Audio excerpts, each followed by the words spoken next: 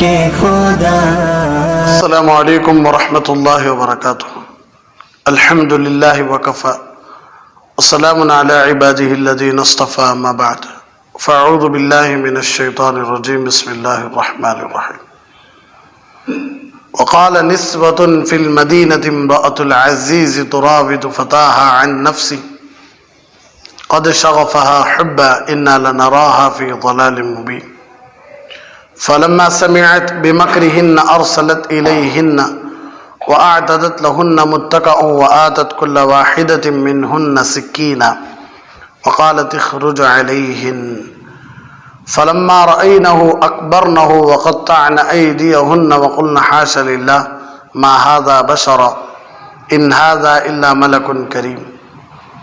قالت فذلكن الذي لمتنني فيه وَلَقَدْ رَاوَدتُّهُ عَنْ نَفْسِهِ فَاسْتَعْصَمَ وَلَئِن لَّمْ يَفْعَلْ مَا آمُرُهُ لَيُسْجَنَنَّ وَلَيَكُونًا مِّنَ الصَّاغِرِينَ.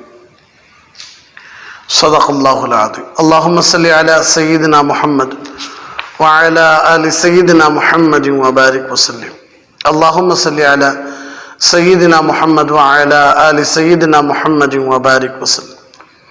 اللہم صلی علی سیدنا محمد وعلی آل سیدنا محمد وبارک وسلم. تو تفسیر سورہ یوسف علیہ السلام کی چل رہی ہے. یہاں تک بات ہو گئی ہے کہ حضرت یوسف علیہ السلام پاک دامن ہیں اور زلیخا گنہگار ہے. عزیز مصر کو معلوم ہوا تو عزیز مصر کہنے لگا زلیخا سے کہ تم توبہ کرو، تم معافی مانگو. یوسف علیہ السلام سے کہنے لگا کہ دیکھو جو ہو گیا وہ ہو گیا، ٹھیک ہے چھوڑ دو. اور یہ بھی اپنی یہ بات کو اپنے پیٹ میں دبا کر رکھ لیا. تینوں بھی اپنی غلطی کو اپنی بات کو تسلیم کر لیے، خاموش ہو گئے. تو پھر کیا ہوا؟ اور شہر میں وقال نسوة في المدینة امرأة العزیز تراود فتاها عن نفسه قد شغفها حبا. شہر میں کچھ عورتیں یہ باتیں کرنے لگی کہ عزیز مصر کی بیوی اپنے نوجوان غلام کو ورغلا رہی ہے. باتیں چلنے لگی عورتوں میں شہر میں کہ جو عزیز مصر کی بیوی ہے انہیں کیا کر رہی ہے؟ اپنے غلام کے ساتھ چکر چلا رہی ہے، ورغلا رہی ہے غلام کو. انا لنراها في ضلال مبين قد شغفها حبا. اس نوجوان کی محبت نے اسے فریفتہ کر لیا ہے. ہمارے خیال میں تو یقینی طور پر وہ کھلی گمراہی میں مبتلا ہے. فلما سمعت، جب زلیخا نے سنا، عزیز مصر کی بیوی نے ان عورتوں کے مکر کی یہ بات سنی تو اس نے پیغام بھیج کر انہیں اپنے گھر بلایا. وہ عورتوں کو کیا کری؟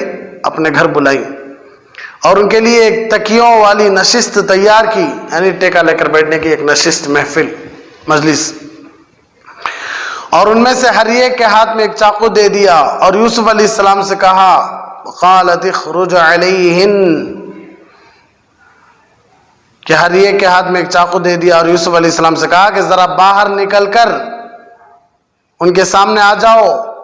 اب جو ان عورتوں نے یوسف علیہ السلام کو دیکھا تو انہیں حیرت انگیز حد تک حسین پایا اور ان کے حسن سے مبہوت ہو کر اپنے ہاتھ کاٹ ڈالے اور بول اٹھی حاشا للہ، یہ شخص کوئی انسان نہیں ہے، یہ قابل تکریم فرشتے کے سوا یہ کچھ اور نہیں ہو سکتا. عزیز کی بیوی نے کہا اب دیکھو یہی وہ شخص ہے جس کے بارے میں تم مجھے تانا دے رہے تھے.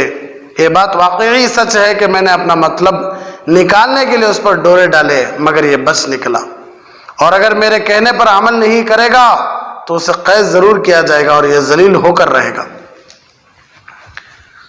تو اب اس میں بہت ساری باتیں ہیں. ان میں سب سے پہلی بات، شہر میں کچھ عورتیں باتیں کرنے لگی. قال نسوة فی المدینہ، شہر میں کچھ عورتیں بات کرنے لگی. دیکھو ایک علمی نکتہ ہے، ذرا غور سے سنیے کہ راز یہ گناہ صرف 3 ہی لوگوں کو معلوم تھا.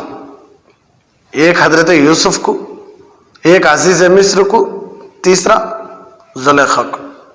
اس کے علاوہ کوئی نہیں تھے.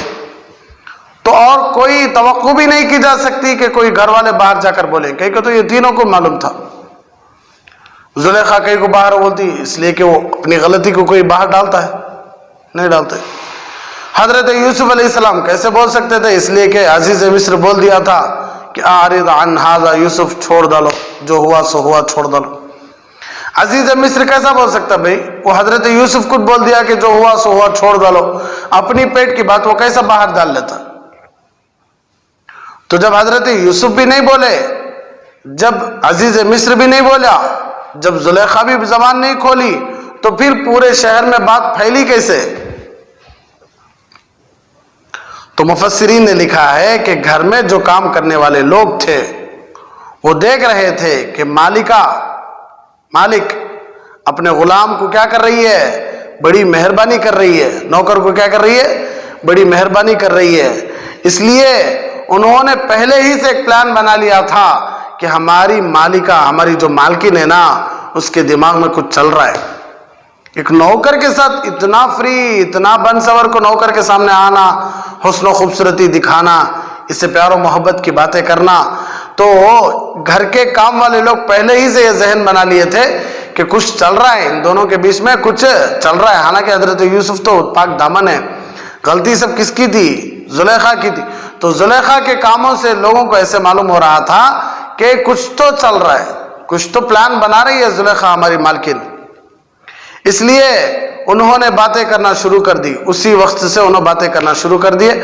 تو وہ باتیں گھر والوں ہی کی باتیں، گھر والے کیا کرتے؟ بات کرتے شہر میں پھیل گئی۔ نوکروں کی گھر کی باتوں سے الگ رکھے۔ مفسرین نے لکھا ہے کہ یہ بے احتیاطی صرف گناہ کے معاملے میں نہیں بلکہ لوگ اور باتوں میں بھی کر لیتے ہیں۔ کیا مطلب؟ گھر میں کام کرنے والوں سے اپنی باتوں کو الگ نہیں رکھتے۔ ہمارے گھر میں جو کام کرتی نہیں، ہمیں ان کو اپنی باتیں الگ رکھتے نہیں۔ رشتے کی باتیں میاں بیوی میں چلتی ہیں مگر وہ نوکروں کے سامنے کرتے ہیں۔ بہت ساری باتیں، رشتہ داری کی باتیں میاں بیوی میں چل لیتے رہتی، تو انہوں اپنے نوکروں کے سامنے بات کرتی انہیں ہمارا بھروسہ مند کو۔ اس لیے کل میں ایک بات بول دیا تھا آپ سے کہ ہمیں اسے رازدار بنانا جو ہمارے راز کے لائق ہو، جو دوسروں کے راز ہم نہ کو بولتا ہو، ہمیں اسے رازدار نہیں بنانا۔ اس لیے کہ ہو سکتا ہے دوسروں کے راز ہمارے پاس آ کر بولے، اور ہمارے راز کسے جا کر بولے؟ دوسروں کو بولے۔ اس لیے ہمارے راز مت بولو، اس لیے کہ راز کی بات بندوق سے نکلی ہوئی گولی کی طرح ہے۔ بندوق سے گولی نکل گئی، اب بھاگ کر جا کر وہ گولی کو واپس لا سکتی؟ زبان سے نکلی ہوئی بات، راز کی بات، آپ چین وغیرہ ڈال کر، زنجیریں ڈال کر بھی کھینچ کر واپس نہیں لا سکتے۔ ہمارا حضرت مشہور مثال دیا کرتے تھے، ایک کان سے دو کان، دو کان سے دکان ہو جاتا وہ۔ ایک کان سے دو کان، دو کان سے دکان، کون آیا انہیں لے جاتا رہتا۔ تمہیں کس سے بولنا کو؟ تمہیں میرے دوست کو تم نہ بول ڈالے۔ تمہیں کس سے بولنا کو؟ میں تمہارا دوست، اس لیے تو میرے دوست کو تم نہ بول ڈالے۔ یہ بات پھیلتی جو بولے آ رہا تھا نا، اسے ایک جنا بولتا تمہیں کس سے بولنا کو؟ ایک بات بولتا ہوں، جو بولے آ رہا تھا پہلی مرتبہ اسے جا کے وہ بات آتی کہ تمہیں کس سے بولنا کو، میں تمہیں ایک بات بول رہا ہوں۔ انہیں گھبرا ہو جاتا ہے، میں کس سے بولنا کو، کس سے بولے آتا ہے، یہ پورا پھر کر کہاں ہی ہے۔ صحابہ رضی اللہ عنہ کے زمانے میں میرے گھر سے ایک بکری کا گوشت سالن میں بازو گھر والے دیتا، انہوں بازو گھر والے دیتے۔ اتنا صحابہ میں ایثار تھا کہ خود کھائے بغیر ہمیں دوسروں کو دیکھتے، تو انہوں کھائے بغیر دوسروں کو دیتے کہ میرا پیٹ سے زیادہ میرے بھائی کا پیٹ بھر جان دے۔ ایسا بکریاں گوشت کے سالن پھرتے تھے صحابہ کے زمانے میں۔ ہمارے زمانے میں کیا کرتے؟ باتیں پھرتے، کس سے بولنا، کس سے بولنا، کس سے بولنا، پورا پھر ہمارے پاس آتا ہے کس سے بولنا کو۔ کس سے بولنا کا سب کو معلوم ہو گیا۔ اور گھر کی کوئی پلاننگ ہے آئندہ کی، یہ بھی نوکروں کے سامنے کرتی ہے۔ میں کئی دفعہ میاں بھی چھوٹی چھوٹی باتوں پر کیا کر لیتی؟ تکرار کر لیتی، تو یہ باتیں بھی نوکروں کے سامنے کرتی ہیں میں۔ تو یہاں سے پتہ چل رہا ہے کہ گھر میں کام کرنے والے مردوں اور عورتوں کے ساتھ ہمیشہ ایک حد تک بات کرنی چاہیے، ہمیشہ ایک حد تک بات کر لینا بس ہوتا۔ اس کے علاوہ گھر کی باتوں کا ان کو پتہ نہیں چلنا چاہیے، بلکہ عجیب بات تو یہ ہے کہ کئی جگہ پر تو گھر کی ماسیاں ہی میاں بیوی کے درمیان فیصلہ کرواتی ہیں۔ گھر میں جو کام کرنے والی بوڑھیاں ہوتی نہیں، انہوں میاں بیوی کو فیصلہ کر کے جوڑتی، انہوں بہت مرتبہ ایسا ہوتا ہے، اتنا یہ رہتی انہوں۔ اور تو اور ماسیاں بتاتی ہیں کہ آج کل رواج ہی یہی ہے کہ اگر مالک اچھے ہوتے ہیں تو ماسیاں بھاگ جاتی ہیں، اور اگر ماسیاں اچھی ہوتی ہیں تو مالک ان کو اچھا نہیں رکھتے. اس لیے شریعت نے کہا ہے اپنی گھر کی پرائیویٹی کیا کریے، پرائیویسی رکھنی ضروری ہے. ورنہ کام کرنے والے اس طرح کے لوگ جنہوں نے زلیخا کی بات باہر نکال دی، وہ گھر کی ہر اچھی بات اور بری بات کو کیا کریں گے، باہر نکال دیں گے. باتیں پھیلانے میں عورتوں کی تیزی. باتیں پھیلتی سو مردوں سے نہیں بھائی، کس سے؟ عورتوں سے. باتیں تو مردوں میں بھی بہت پھیلتی ہیں، مگر ہو سکتا ہے 120 کلومیٹر کی رفتار سے پھیلتی، لیکن عورتوں میں باتیں جہاز کی رفتار سے پھیلتی. جہاز 1000 کلومیٹر کی سپیڈ میں چلتا ہے، ہماری بات 120 کی سپیڈ میں جاتی ہے، عورتوں کی بات 1000 کی سپیڈ میں جاتی ہے. چنانچہ آپ جس بات کو پھیلانا چاہتے ہیں صرف یہ کام کریں کہ کسی عورت کے حوالے وہ بات کر دیں، کسی عورت کو ایک بات بول دیں، بس آپ سوچ لیں کہ یہ بات پھیل جائے گی، ضرور پھیل جاتی ہو. بس پھر آپ کو کسی نشریاتی ادارے کی ضرورت نہیں ہے، وہ بات خود بخود نشر ہو جائے گی، پھیل جائے گی. اور ماشاءاللہ 1 منٹ کے اندر بتا دیتی ہیں میری ساس کیسی ہے، میری ننند کیسی ہے، میرا خاوند کیسا ہے، میرے بیٹے بیٹیاں کیسی ہیں. حتیٰ کہ باہر کی باتیں بتانے کے بعد وہ یہ بھی بتا دیتی ہیں کہ ان کے پیٹ میں بھی کیا ہے. ارے بس مزے کی بات تو یہ ہے، پھر بھی یہ کہتی ہیں کہ بس میں تمہیں بتا رہی ہوں، آگے نہ بتانا. آخر میں بولتے عورتیں تو میری خاص سہیلی خاص آشنی ہو کو تجھے بول ڈالی، تو باہر کسی بھی مت بتانا. اور وہ دوسری عورتیں بھی آگے اسی طرح جا کر کہتی ہیں کہ بس میں تمہیں بتا رہی ہوں، آگے نہ بتانا. تھوڑی دیر کے بعد وہی بات ٹاک آف دی ٹاؤن بنی ہوئی ہوتی ہے. اچھا، نوجوانوں پر آزمائشیں. نوجوانی میں انسان پر اس طرح کی بلائیں آتی ہیں، ذرا غور کیجیے. حضرت ابراہیم علیہ السلام نوجوان تھے تو ان پر امتحان آیا اور ان کو آگ میں ڈالا گیا. انا سمعنا فتى يذكرهم يقال له ابراہیم. اصحاب کہف بھی نوجوان تھے، ان کے پر بھی آزمائشیں. انہم فتیۃ آمنوا بربهم وزدناهم هدى. تیسرے حضرت یوسف علیہ السلام بھی نوجوان تھے، ان کے پر بھی امتحان آیا. قد شغفها حبا. اس نوجوان کی محبت نے اسے فریفتہ کر لیا. عورتوں کی چہمی گوئیاں. جب یہ بات پھیلی تو شہر کی عورتوں نے بات کرنا شروع کر دی. جب حضرت یوسف اور زلیخا کے بارے میں بات پھیلی تو عورتیں بات کرنا شروع کر ڈالی. انہوں نے کہا کہ اس نوجوان کی محبت نے تو زلیخا کو فریفتہ کر لیا ہے، یعنی بادشاہ کی بیوی ہو، اتنے وقار کی جگہ ہو کر وہ اپنے ایک نوکر کے ساتھ تعلق قائم کرے. ہم تو سمجھتے ہیں کہ وہ بہت ہی بھولی ہوئی ہیں. یعنی ایک نوکر ہو، ایک نوکر کے ساتھ ایک بادشاہ کی بیوی ایسے کام کیسے کر سکتی ہے؟ ہمارے خیال سے وہ بھول گئی ہے. بمکرہن، ان عورتوں نے مکر کی بات کی. عورتوں کی عادت، مکر کا مطلب یہ ہے کہ چھپ چھپ کر سرگوشیاں کرنا، یعنی چھپ چھپ کر پلاننگاں بنانا، اسے مکر بولتی. ایک طرف منہ کر کے ایک دوسرے کے ساتھ پھس پھس کرنا، یہ عورتوں کی عادت ہوتی ہے. وہ سرگوشیاں اس لیے بھی کرتی ہوں گی کہ انہوں نے بھی حضرت یوسف کے حسن کے چرچے تو سنے ہوں گے. عورتیں اس لیے بات کرنے لگی کہ ہو سکتا ہے کہ انہوں نے بھی حضرت یوسف علیہ السلام کی خوبصورتی کے چرچے سنے ہوں گے کہ ایک نوجوان ہے، بڑا خوبصورت ہے، بڑا پیارا ہے. وہ کہتی ہوں گی کہ وہ کیسا ہے، شاید ہمیں بھی کبھی اس کو دیکھنے کا موقع مل جائے. چنانچہ اس طرح بات ذرا جلدی پھیل گئی. قطعن ایدیہن، انہوں نے اپنے ہاتھ کاٹ لیے. جب زلیخا کو معلوم ہوا تو زلیخا ایک مجلس لگائی، ہر ایک کے ہاتھ میں ایک پھل، ایک چاقو دے دی. کون سا پھل؟ اللہ بہتر جانتا. کون سا پھل ہے؟ اللہ بہتر جانتا ہے. تو پھل دے کر، ہاتھ میں چاقو دے کر کیا کر دی؟ حضرت یوسف علیہ السلام سے کہنے لگی اخرج علیہن، یوسف آؤ سامنے سے، نکلو ان کے سامنے سے. تو جب عورتوں نے حضرت یوسف علیہ السلام کو دیکھا قطعن ایدیہن، انہوں نے کیا کر لیا؟ اپنے ہاتھوں کو کاٹ لیا. جب زلیخا کو پتہ چلا کہ شہر کی عورتیں مکر کر رہی ہیں تو اس نے ان کو بلوایا اور ان کے سامنے پھل رکھ کر ہر ایک کو چھری پکڑوا دی. پھر جب حضرت یوسف علیہ السلام کو انہوں نے دیکھا تو کہنے لگی حاشا للہ، یہ کوئی انسان نہیں لگتا، یہ تو کوئی فرشتہ ہے. اور ساتھ ہی وہ پھلوں کے بجائے اپنے ہاتھ کاٹ بیٹھی. کیوں نہیں ہو سکتے؟ کیوں فرشتہ نہیں ہو سکتے؟ اس لیے کہ حضرت یوسف علیہ السلام کے بارے میں خود اللہ کے نبی صلی اللہ علیہ وسلم نے ارشاد فرمایا کہ میں نے دیکھا جنت میں، معراج میں، آسمانوں پر کہ پوری کائنات کو اللہ آدھا حسن دیا ہے، اور میرے بھائی یوسف کو اللہ کیا کیا ہے؟ آدھا حسن دیا. تو سوچ کر دیکھو، تو غور کرنے کی بات ہے. دوسری عورتوں نے تو حضرت یوسف علیہ السلام کے حسن سے متاثر ہو کر اپنے ہاتھ کاٹ لیے. اپنے ہاتھ کاٹ لیے. عورتیں دیکھ کر حضرت یوسف کو ہاتھ کاٹ لیے. پھر زلیخا کیوں اپنا ہاتھ نہیں کاٹ لی؟ کیا وہ بھی حضرت یوسف علیہ السلام کو دیکھی نہیں؟ پھر وہ کیوں اپنے ہاتھ نہیں کاٹ لی؟ تو اس پر مفسرین نے لکھا ہے کہ زلیخا چونکہ بچپن ہی سے حضرت یوسف علیہ السلام کو دیکھ رہی تھی تو اب ان کی عادت ہو گئی. اب ان کی عادت ہو گئی. لیکن عورتیں پہلی مرتبہ دیکھی تھی اس لیے انہوں نے کیا کر لیا؟ اپنے ہاتھوں کو کاٹ لیا. یہ ایسا ہی ہے جیسے بعض لوگوں کو ذکر و سلوک میں کچھ کیفیات ملتی ہیں تو شروع میں بڑا رونا دھونا رہتا ہے اور وہ کہتا ہے او جی میرا دل جاری ہو گیا، بڑا مزہ آ رہا ہے، مراقبے میں رو رہا تھا. لیکن کچھ عرصے کے بعد چونکہ ایک روٹین بن جاتی ہے اس لیے پھر اسے اتنا فرق محسوس نہیں ہوتا. تو بعض مرتبہ دیکھتی ہیں کہ ہم تہجدوں میں اٹھنا شروع کر ڈالتی، رونا شروع کر ڈالتی، ذکر و اذکار شروع کر ڈالتی، ذکر میں مزہ آنے لگتا ہے.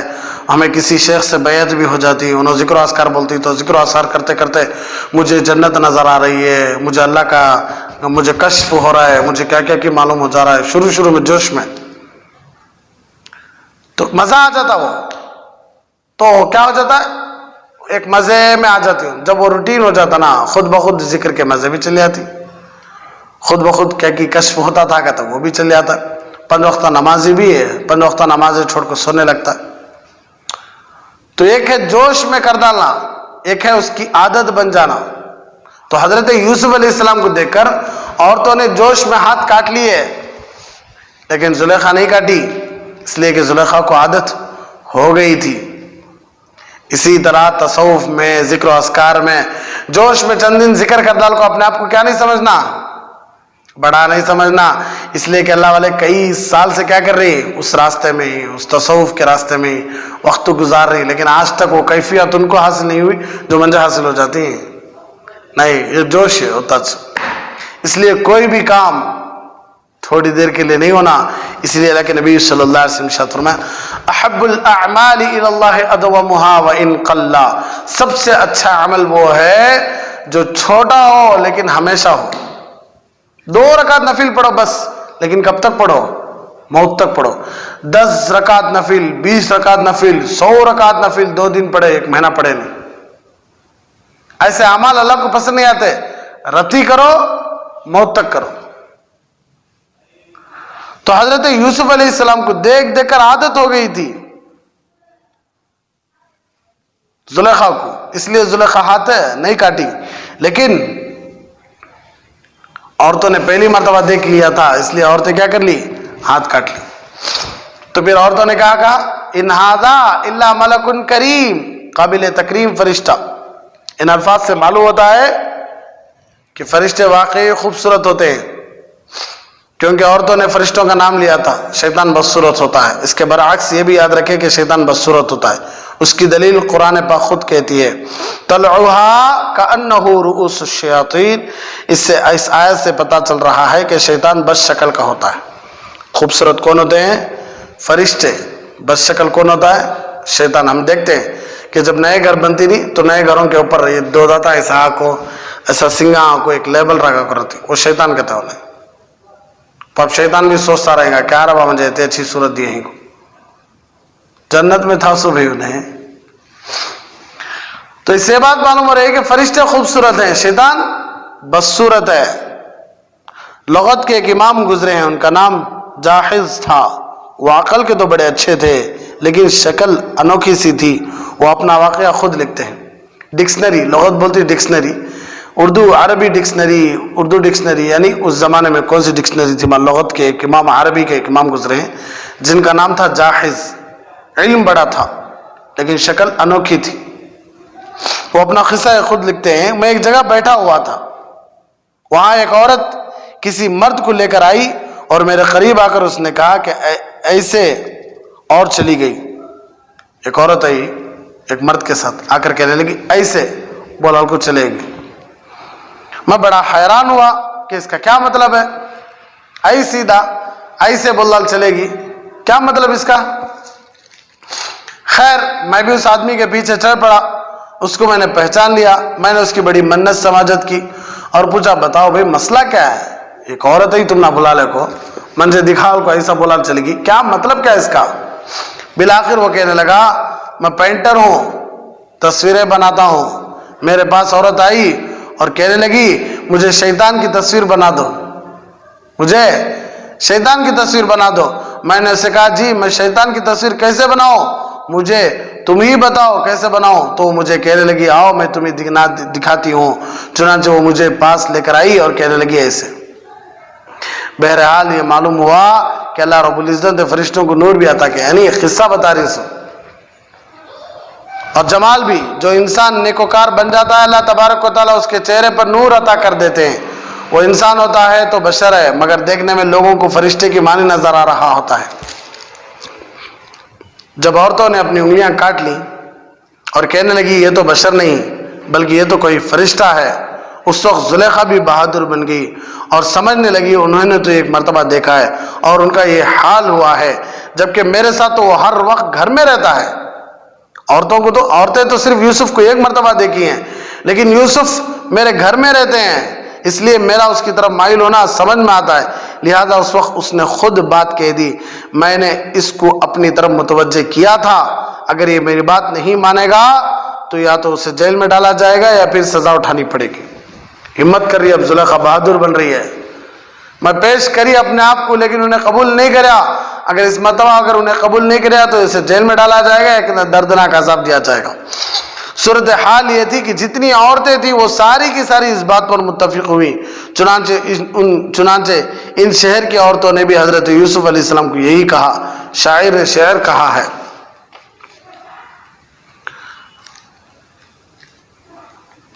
मस्तों पे उंगलियां ना उठाओ बहार में, देखो तो होश है भी कभी होशियार में। हजरत यूसुफ अलैहिस्सलाम का हुस्न ऐसा था कि जिसने भी देखा वही उनकी मोहब्बत में गिरफ्तार हुआ। यही वजह है कि जुलेखा ने भी उस वक्त अपने दिल का इजहार कर दिया। ला तखफ मा सनाअत बिकल अशवाक़ु वशरह हवा का फ़कुल्लुना उश्शाक़ु। हम सब के सब आशिक हैं, खुल के बात करो। चुनांचे इन औरतों ने भी कहा तो अपनी मालिका की बात को मान ले। औरतें सब जाकर हजरत यूसुफ से कहने लगी देख मालिका बड़ी हुस्न हसीन और जमील है, तो क्या कर, तुम्हें क्या करो, मालिका की बात मान लो, उनकी ख्वाहिश पूरी करो। अब यहाँ एक नुक्ता समझने की बात है, यही औरतें थी जो पहले जुलेखा पर बातें बना रही थी। देखो भाई एक अजीज मिस्र की बीवियों को ये गुलाम के पीछे पड़ गई है, को बदनाम कर रही थी यही औरतें। अब वो खुद इसी में गिरफ्तार हो गई। यहाँ समझने की बात यह है कि इंसान के सामने जब किसी का ऐब खुले तो उस पर हंसना नहीं चाहिए। चुनांचे हदीस में आता है ला तुदहिरी शमातत बिअखीका फयुआफीहिल्लाहु वयब्तलीका। तू अपने भाई की किसी बात पर तमस्खुर ना उड़ा, हो सकता है कि अल्लाह तबारक व तआला उसको तो आफियत दे दे और तुझे उसी गुनाह में मुब्तला कर दे। जुलेखा की गलती थी तो जुलेखा की गलती को फैलाने लगे, मजाक उड़ाने लगे, गौपुरा बोलने लगे।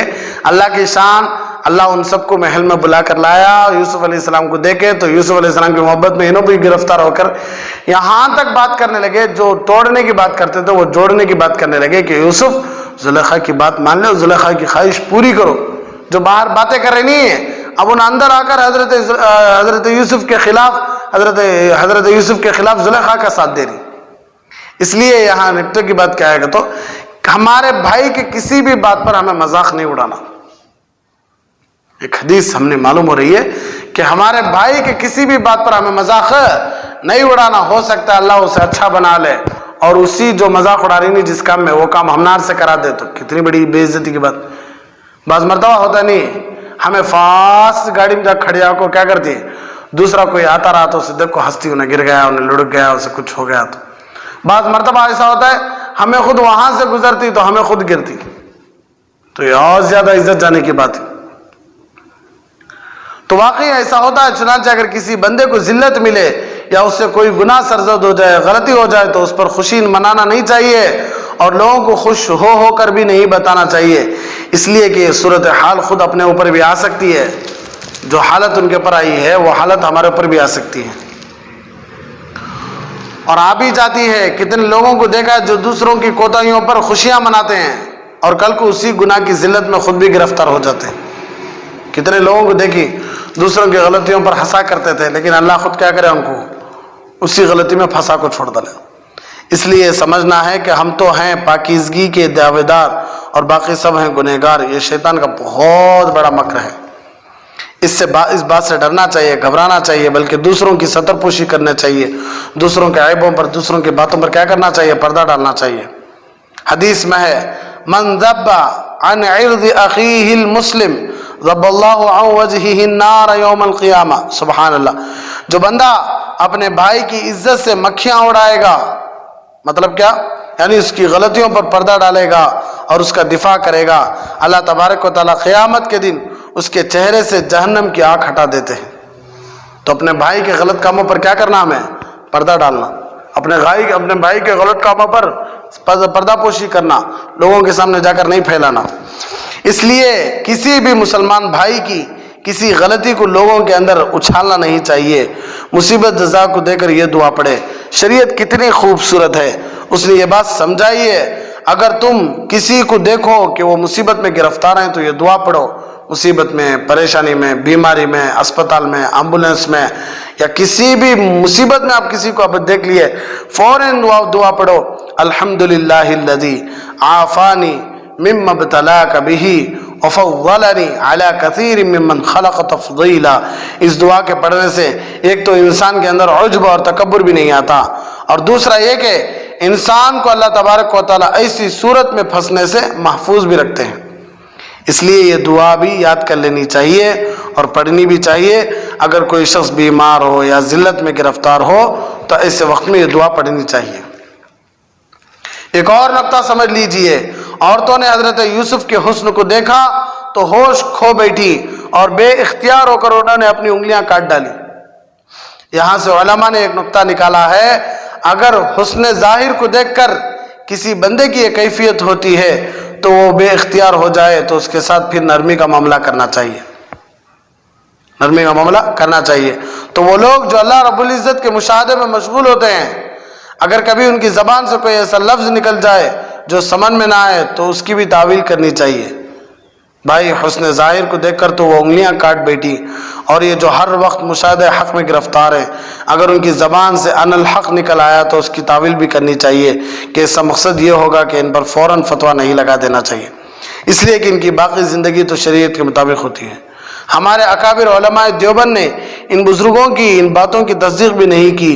ہم بھی ایسے کہتے ہیں, مگر تردید کرنے کے بجائے تعویل سے کام لیا ہے, اور یہی بہتر راستہ ہے. تو معلوم ہوا کہ غلۂ حال میں کسی بزرگ کی کہی ہوئی بات کی ہمیشہ کوئی تعویل کرنی چاہیے. جب زلیخا نے حضرت یوسف علیہ السلام کو جیل میں قید کرنے کی دھمکی دی تو پھر آگے کیا ہوا اللہ تبارک و تعالیٰ خود فرماتے ہیں. انشاءاللہ بات تفصیل سے چلتی رہے گی. اللہ ہم سب کو ساری سنی باتوں پر عمل کرنے کی توفیق عطا فرمائے. آمین. وآخر دعوانا ان الحمدللہ رب العالمین.